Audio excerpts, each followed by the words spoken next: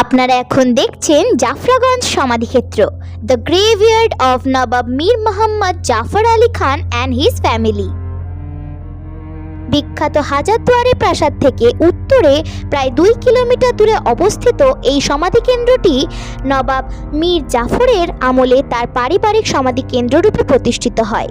পশ্চিমমুখী প্রবেশদ্বার ও ঢেউ খেলানো প্রাচীর বেষ্টিত এই সমাধিকেন্দ্রে অসংখ্য সমাধি আছে, যার অধিকাংশ প্রস্তরফলকবিহীন।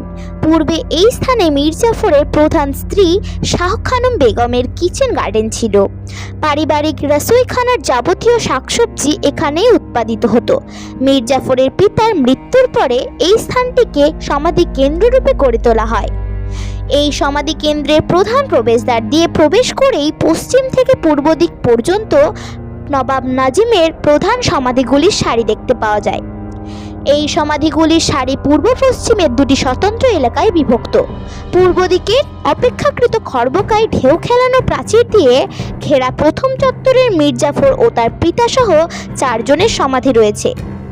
ঠিক এই চত্বরের পশ্চিমে আর একটি চত্বর পশ্চিমের প্রধান প্রবেশদ্বার পর্যন্ত বিস্তৃত।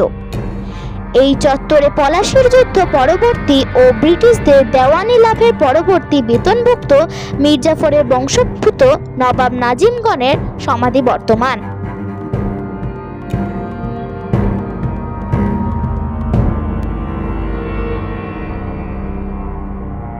এই সেই খর্বকায় ঢেউ খেলানো চত্বর।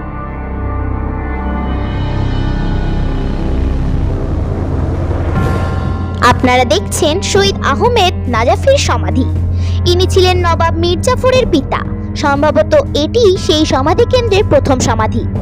এই আহমেদ নাজাফির পিতা শহীদ হোসেন নাজাফি পারস্যের নাজাফ শহরের বাসিন্দা ছিলেন। 1677 খ্রিস্টাব্দে তিনি দিল্লির সম্রাট ঔরঙ্গজেবের দরবারে আসেন।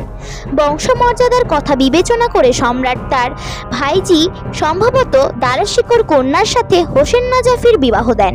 তার পুত্র এই আহমেদ নাজাফি। বিস্তারিত তথ্য দেওয়া রইল, পরপর দেখতে থাকুন।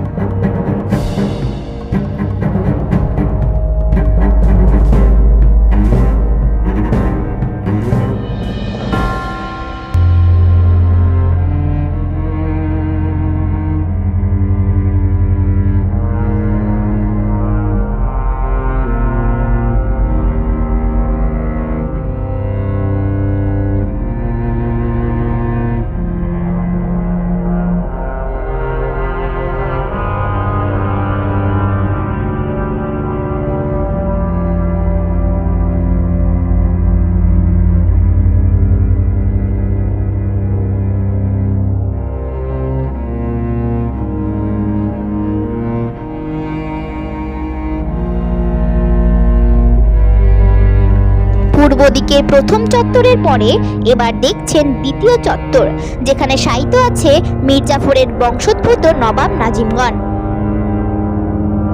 দেখতে থাকুন।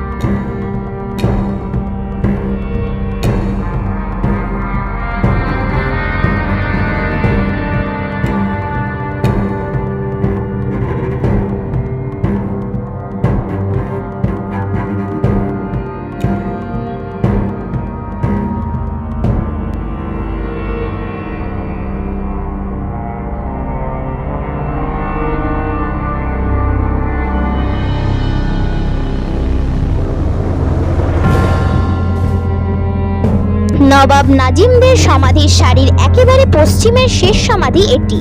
এটি বিখ্যাত হাজারদুয়ারি প্রাসাদের প্রতিষ্ঠাতা নবাব নাজিম হুমায়ুন জাঁ এর সমাধি।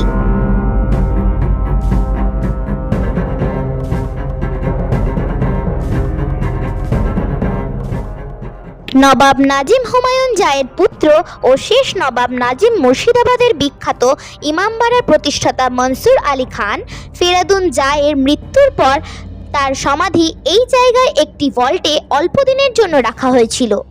নবাব নাজিম ফেরাদুন জাঁ এর শেষ ইচ্ছা অনুযায়ী তার মৃতদেহ পরবর্তীকালে ইরাকের কারবালায় সমাধিস্থিত করা হয়।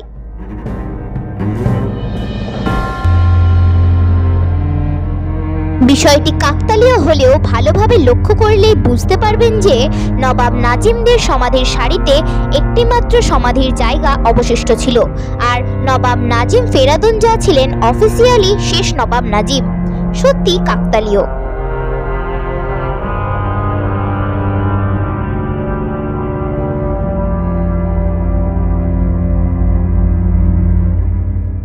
কিন্তু জাফরাগঞ্জ সমাধি কেন্দ্রে মীর জাফরের প্রথম পুত্রের সমাধি নেই কেন? চলুন বিস্তারিত জেনে নিই। 1760 খ্রিস্টাব্দে দিল্লির বিদ্রোহী শাহজাদা আলী গওহরের বিরুদ্ধে যে যুদ্ধ হয়েছিল সেখানে আজিমাবাদের কাছে মিরন নিহত হন। মীর জাফরের প্রথম পুত্র হলেন মীর সাদেক আলী খান ওরফে মীর মিরান। নবাব আলীবর্দী ও নবাব সিরাজ উদ্দৌলার পরিবারের সাথে নিষ্ঠুরতম আচরণের জন্য মীর জাফরের পুত্র মিরন ইতিহাসের পাতায় কুখ্যাত হয়ে আছেন। মিরনের সমাধি বিষয়ে খোঁজ খবর নিতে আমরা অবশেষে 2018 সালে রওনা দিয়েছিলাম ঝাড়খণ্ড রাজ্যের রাজমহলের উদ্দেশ্যে, কারণ এই ঐতিহাসিক শহর রাজমহলেই চিরনিদ্রায় শায়িত আছেন ইতিহাসের বিতর্কিত চরিত্র মিরন। রাজমহল বাসস্টপ থেকে পশ্চিম দিকে সোজা যে রাস্তা তালঝাড়ি পর্যন্ত গিয়েছে, সেই রাস্তাতেই রাজমহল বাসস্টপ থেকে প্রায় 1 কিলোমিটার পশ্চিমে মহাজনটুলির গোশালা নামক রাস্তায় দক্ষিণ দিকে এক আমবাগানের মধ্যে এই মিরনের সমাধি অবস্থিত।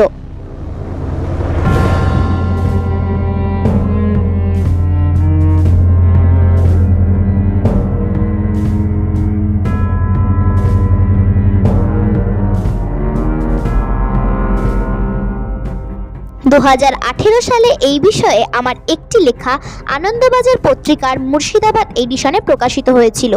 শিরোনাম ছিল ইতিহাস ফিরে আসে অন্য চেহারায়।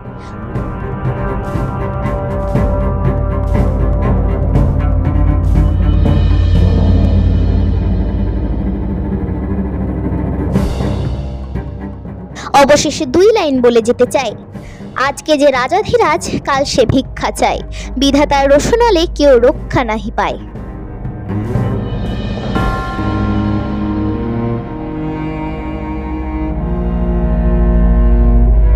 এই সেই বিতর্কিত রাজপুত্রের সমাধি, যিনি পাল্টে দিতে চেয়েছিলেন অনেকের ভাগ্য, কিন্তু বিধাতার কি নির্মম পরিহাস, তার সমাধির অস্তিত্বই যেন পাল্টে দিতে চাইছেন বিধাতা।